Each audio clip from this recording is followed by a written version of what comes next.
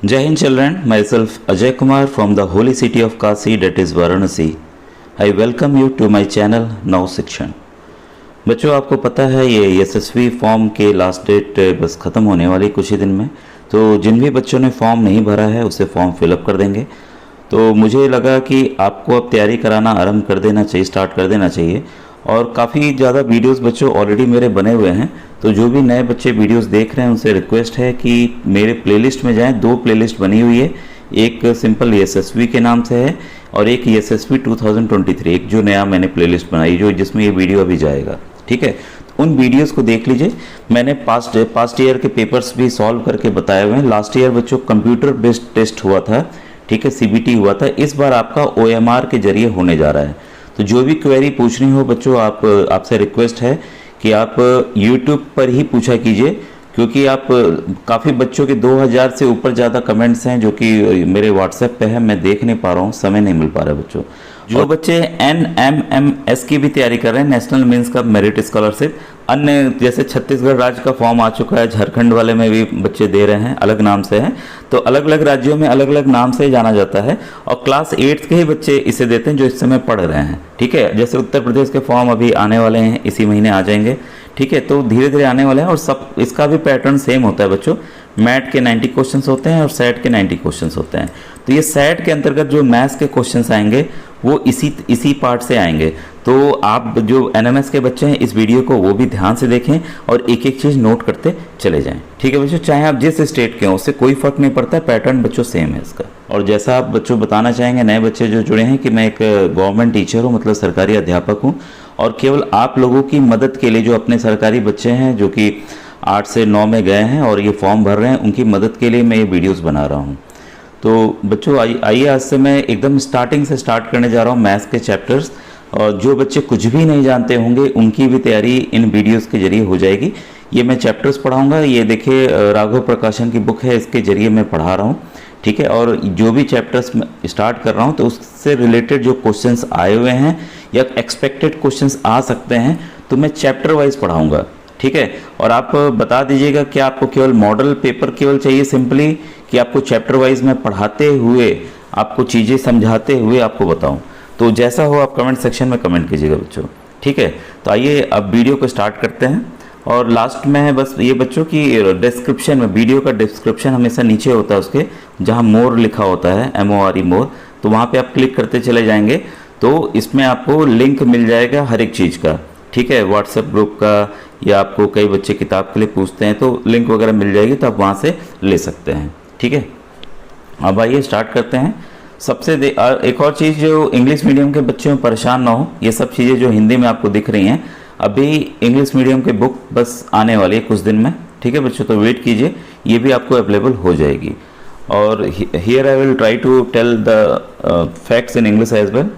आप प्राकृतिक संख्या सभी बच्चे जानते हैं, कोई नई चीज़ नहीं है, तो हम लोग थोड़ा सा फास्ट चलेंगे यहाँ पर। नेचुरल नंबर, इसको n से डिनोट करते हैं। ठीक है, नेचुरल नंबर n।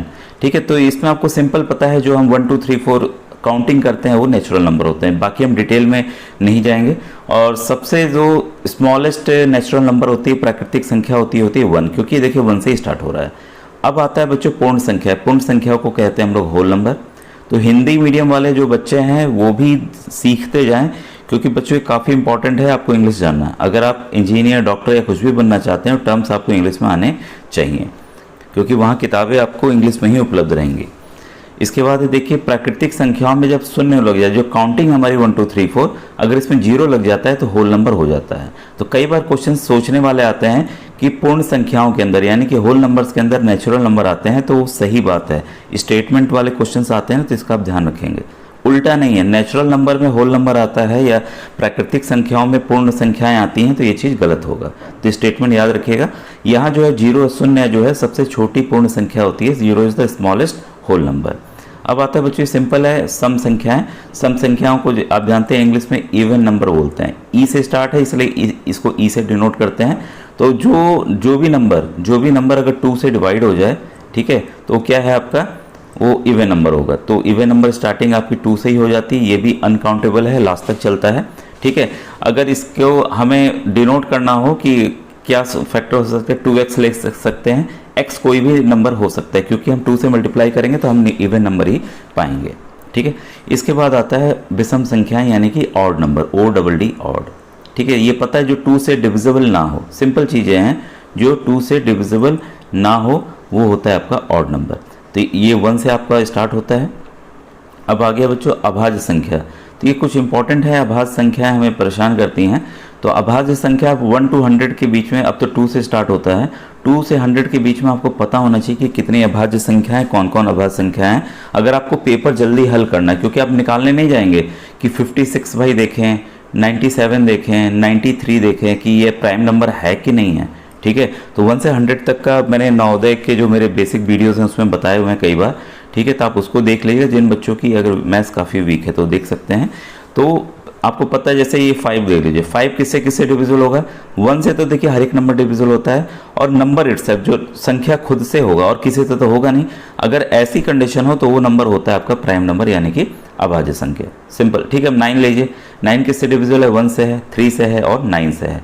तो यहाँ पर हम देख रहे हैं 3 नंबर से वो डिविजिबल है, तो ये आपका प्राइम नंबर या अभाज्य संख्या नहीं है। यही चीज़ देखिए भाज्य संख्याओं के लिए बच्चों, जैसे मैंने 9 के लिए बताया कि अगर 2 से ज़्यादा हों, 2 से ज़्यादा अगर डिविजिबिलिटी वाले नंबर हों तो वो क्या होगी, भाज्य संख्याएं। ठीक है, यानी कि कंपोजिट नंबर। ठीक है, तो ये क्लियर हो गया। तो इसमें ये सभी नंबर्स आ गए हैं, तो आपको पता चल रहा होगा कि जैसे मान लीजिए 10 ले लूँ, 10 किससे किससे डिविजिबल होगा, 1 से, 2 से, 5 से, 10 से। देखिए 2 से ज़्यादा हो गए कि नहीं डिवाइड करने वाले नंबर। ठीक है, तो इसको ध्यान रखिए। यहाँ देखिए जो 1 है, 1 है, वो ना ही कंपोजिट है, ना ही भाज्य है, ना ही अभाज्य है, इंपॉर्टेंट याद रखिएगा। और 2 जो है वो सम है तथा वह अभाज्य संख्या। सम है यानी कि इवन नंबर है, और क्या है वो एक प्राइम नंबर भी है। तो ये कुछ इंपॉर्टेंट फैक्ट्स हैं जो हमें स्टेटमेंट वाले क्वेश्चंस में परेशान करते हैं। अब देखिए आ गई पूर्ण संख्याएं। पूर्ण संख्याओं को बच्चों इंग्लिश में इंटीजर्स कहते हैं। ठीक है, आप इन चीज़ों को बस समझते चलिए, क्योंकि आप नहीं समझेंगे भी क्वेश्चंस में कराऊंगा तो फिर आप सोचेंगे ये चीज़ क्या है, कैसे सर ने बता दिया, पता नहीं चला। तो देखिए ये जो इंटीजर्स देखिए प्लस भी होते हैं, जैसे आपने काउंटिंग सीखी 1 2 3 4। ठीक है, अच्छा यही देखिए स्केल के जरिए मैं बता देता हूँ, ये आसान होगा आपके लिए।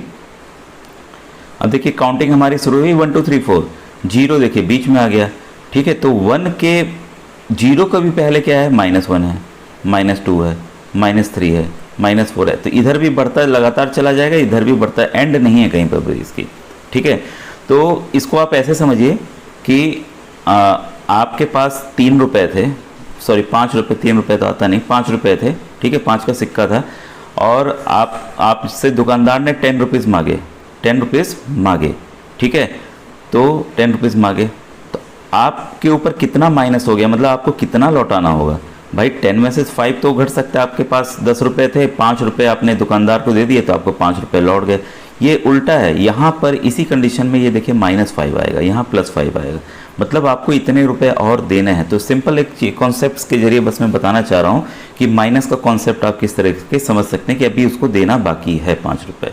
ठीक है, इसके अलावा यहाँ देखिए जो पॉजिटिव इंटीजर्स होते हैं 0 1 2 3 4, और जो नेगेटिव इंटीजर्स होते हैं -1 -2 -3 होते हैं। ठीक है, अब एक चीज़ हाँ इसमें इंपॉर्टेंट याद रखिएगा कि कई बार देखिए इसी में बच्चों के नंबर कटते हैं, NMMS वाले में भी कटते हैं। ठीक है, तो इसमें जो कॉन्सेप्ट ये है, कई बार पूछता है कि 4 बड़ा है कि 2 बड़ा है, तो ये सबको पता है कि भाई 4 बड़ा है और 2 जो है वो छोटा है। ठीक है, और साथ ही साथ ये पूछता है कि -2 बड़ा है कि -4 बड़ा है। इस कंडीशन में बच्चों ध्यान रखिएगा, इधर जैसे जैसे नंबर्स बढ़ते हैं इसकी वैल्यू बढ़ते जाती है, इसका जो वैल्यू है वो मान है वो बढ़ता चला जाता है। इधर उल्टा होता है, इधर जो मान है वो घटता चला जाता है। यहाँ पर देखिए -2 बड़ा होगा, ठीक है, -4 आपका स्मॉलेस्ट होगा, छोटा होगा कंपेयर में। ठीक है, तो कई बार आता है ना ऐसे बॉक्स बन के कि इसमें कौन बड़ा है कौन छोटा है, तो आप इसको ऐसे डिनोट करेंगे। ठीक है, तो ये कॉन्सेप्ट बहुत ही ज़रूरी है, इसमें बच्चे अक्सर गलती कर देते हैं। ठीक है, तो इसको आप समझेंगे। इसके बाद देखिए ये जो है प्रत्येक धन पूर्णांक समस्त ऋण पूर्णांकों से बड़ा होता है। ये अभी जस्ट ये मैंने कॉन्सेप्ट समझाया कि कैसे है।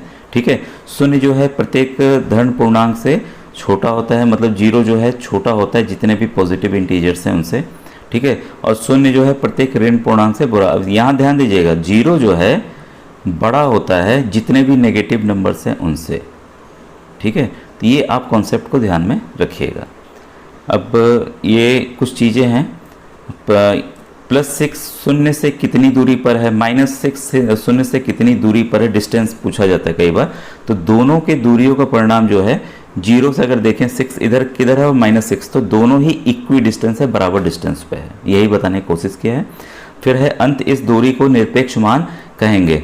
तो जो ये डिस्टेंस निकला, चाहे वो आपकी इधर से देखिए जीरो ले लें, इधर हो गया आपका +6, इधर हो गया -6। ध्यान रखिएगा अगर हम 6 लिख रहे हैं, कोई साइन नहीं है तो वहाँ प्लस साइन है, ये अंडरस्टूड रहता है बच्चों। अगर इसीलिए देखिए अगर डिस्टेंस की बात की जाए तो दोनों के डिस्टेंस 6 हैं, ठीक है। और लेकिन ये इसी कॉन्सेप्ट पे है स्टैंडर्ड वैल्यू। क्या है स्टैंडर्ड वैल्यू? तो निरपेक्ष मान जो है वो कैसे डिनोट किया जाता है, -6 है तो इसको दो जो लाइंस करके ऐसे कर दिया जाता है, तो हमेशा ये प्लस में आएगा, और प्लस का ऑलरेडी प्लस में आएगा, तो इसका आप ध्यान रखेंगे। और स्टैंडर्ड वैल्यू को इस के जरिए, सेट वाले के जरिए समझाया गया है कि क्या होती है, जो वही चीज़ें हैं, ठीक है। अब आइए हम लोग नेक्स्ट पेज पे पढ़ें। बच्चों अगर कुछ समझ में नहीं आया तो आप YouTube के कमेंट सेक्शन में लिखिएगा, तो बेसिक चीज़ों को मैं बताता चला जाऊंगा। ये देखिए कोई इसलिए बच्चों ज़रूरी है क्योंकि अगर आप अभी मैं क्वेश्चंस कराने लगूंगा तो आप सोचेंगे ये अचानक से कैसे हो रहे हैं स्टेप्स, तो आपको समझना बहुत ज़रूरी है। अब देखिए अगर हमें कोई चीज़ जोड़ना होगा, ब्रैकेट में आ जाए, यहाँ पर देखिए आपको लग रहा है माइनस है और यहाँ पे प्लस है, फिर ये -2 इस तरीके से है, ठीक है। तो इसका आंसर -6 कैसे आया, कई बच्चे सोचेंगे कैसे आया। ध्यान रखिएगा जब भी ये ब्रैकेट खुलेगा, जब भी ब्रैकेट ओपन होगा तो ये मल्टीप्लाई करता है, साइंस भी जो साइन है, प्लस का साइन है और माइनस का साइन है, ये दोनों आपस में मल्टीप्लाई होंगे, ठीक है। तो हमने भाई मल्टीप्लाई किया, प्लस और माइनस हमेशा क्या होता है बच्चों, माइनस। इसमें हमेशा याद रखिएगा माइनस जो है जीत जाता है, और यही इसका उल्टा है। अगर माइनस यहाँ पे भी होता है, यहाँ पे भी माइनस होता है, तब माइनस को हम माइनस से मल्टीप्लाई करते हैं, तो माइनस माइनस हमेशा क्या होता है, प्लस होता है। और प्लस को अगर प्लस से करते हैं मल्टीप्लाई तो प्लस ही आता है। तो एक सिंपल कॉन्सेप्ट आपको याद रखना है, तो इससे आप क्वेश्चन आसानी से कर लेंगे। अब देखिए यहाँ पे प्लस है, यहाँ पे भी प्लस था तो प्लस ही आया, और मैंने अभी जस्ट बताया कि +10 है तो इसको हम 10 भी लिख सकते हैं, या 10 है तो 10 को हम +10 भी लिख सकते हैं। आप ये सोचेंगे अरे सर कहाँ से आ गए, क्योंकि कोई साइन नहीं है, माइनस साइन नहीं है, तो मतलब जान लीजिए प्लस साइन है। इस कॉन्सेप्ट को याद रखिएगा। अब देखिए इस वाले क्वेश्चन में ये -6 था, ठीक है, ये प्लस और प्लस से मल्टीप्लाई हुआ तो प्लस ही हुआ, तो +2। अगर हम इसको करते हैं तो इस वाले क्वेश्चन में देखिए हमेशा याद रखिएगा माइनस जब भी हो, चाहे ऊपर लगा हो चाहे नीचे लगा हो, कहीं पे भी लगा हो, तो आपको माइनस करना ही करना है। तो माइनस हमने कर दिया, 6 में से 2 गया 4। अब ध्यान रखना है कि जो बड़े नंबर पे साइन थी वही साइन हमें यहाँ लगाना है, तो बड़े नंबर पे माइनस साइन थी तो माइनस लगा दिया। ठीक इसका उल्टा देखिए, अगर मान लीजिए कि 6 ऊपर है और 2 नीचे है, हम माइनस करेंगे, भाई माइनस हमने कर दिया। बड़े वाले नंबर पे कौन सा साइन है, प्लस साइन है, तो हमने प्लस लगा दिया। तो इसका बस सिंपल एक कॉन्सेप्ट है, इसको आपको ध्यान में रखना है, तो कोई भी कन्फ्यूज़न आपको नहीं होगा। अब देखिए यहाँ घटाने वाले क्वेश्चंस आ गए, ये माइनस है, माइनस को मल्टीप्लाई किया तो प्लस हो गया, सिंपल है, ठीक है। फिर ये देखिए -7 पहले से था, माइनस माइनस प्लस हो गया तो हमने 3 लिखा, ठीक है। तो हमने माइनस किया और सबसे बड़े वाले नंबर पे कौन सी साइन है, माइनस साइन है, तो माइनस लगा दिया, ठीक है। तो ये सिंपल कॉन्सेप्ट्स है। अब मेरे ख्याल से आप ये जो जितने स्टेप्स हैं वो समझ जाएंगे, प्रॉब्लम आपको नहीं होगी। अगर नहीं समझ में आ रहा तो फिर से आप इसको देख लीजिएगा एक बार। अब इसके बाद देखिए बच्चों योगात्मक प्रतिलोम, इसमें देखिए प्रत्येक पूर्णांक और इसके योगात्मक प्रतिलोम का योगफल 0 होता है। इसमें एडिटिव इनवर्स इसको कहते हैं, एडिटिव इनवर्स, ठीक है। पूछा जाता है 5 का एडिटिव इनवर्स या योगात्मक प्रतिलोम क्या है, तो वो है -5। किस आधार पर है, ये कह रहा है कि अगर उस प्रत्येक पूर्णांक जितने भी इंटीजर्स हैं, ठीक है, और उसके जो एडिटिव इनवर्स है उसका जो एडिशन होता है वो 0 होता है। अगर हम इसको जोड़ रहे हैं, मान लीजिए इसको हम जोड़ रहे हैं, ठीक है, प्लस कर रहे हैं, तो प्लस माइनस क्या हो गया, माइनस हो गया। 5 में से 5 को माइनस कर दिए, कितना आएगा, 0 आ गया। तो हमेशा ध्यान रखिएगा कि ऐसा नंबर होगा उसका एडिटिव इनवर्स जिस वजह से अगर उनका एडिशन किया जाए तो वो 0 आए। तो यहाँ पर देख सकते हैं यहाँ -12 लिया गया है, तो -12 का एडिटिव इन्वर्स क्या होगा, ऐसा नंबर जो 12 में प्लस करेंगे 0 आए तो वो होगा खुद ही 12 होगा। ठीक है, -12 में अगर हमने 12 प्लस कर दिया तो क्या आएगा, 0 आएगा। ठीक है, तो इस चीज़ का कॉन्सेप्ट का आप ध्यान रखेंगे। अब बच्चों ये देखिए, अगर इस तरह ये समझा के अगर मुझे पढ़ाना है तो आप ज़रूर कमेंट में लिखिएगा, ताकि क्योंकि कॉन्सेप्ट्स बच्चों ज़्यादा हैं, क्योंकि लेकिन इनको समझना बहुत ज़रूरी है। डिवीजन के केस में अगर आ गया कि एक प्लस है दूसरा भी प्लस है, एक माइनस है दूसरा माइनस है, एक माइनस है दूसरा प्लस है, तब क्या होगा, इन कॉन्सेप्ट्स को क्योंकि फिर क्वेश्चंस हल करने लगेंगे तो आपको फिर सोचेंगे ये स्टेप कैसे आ गया। तो आप मुझे कमेंट सेक्शन में बताइएगा कि सर ये समझा के मैं आगे के पेज पढ़ाना, क्योंकि इसके बाद देखिए क्वेश्चंस हैं। ठीक है, तो मैं आपको तरह तरह के क्वेश्चंस कराऊंगा, तब आपको उसमें फिर प्रॉब्लम आने लगेगी। ठीक है, जब हम क्वेश्चंस करेंगे तब आप सोचेंगे कि ये क्वेश्चंस कैसे हो गए, तो मैं क्वेश्चंस उसके बाद कराऊंगा बच्चों। ठीक है, तो जो भी देखिए इस तरह के क्वेश्चन आते हैं सिंपल ही हैं, लेकिन कॉन्सेप्ट नहीं होने की वजह से हम सॉल्व नहीं कर पाते हैं। ठीक है बच्चों, अब मिलते हैं हम लोग नेक्स्ट वीडियो में। Thank you.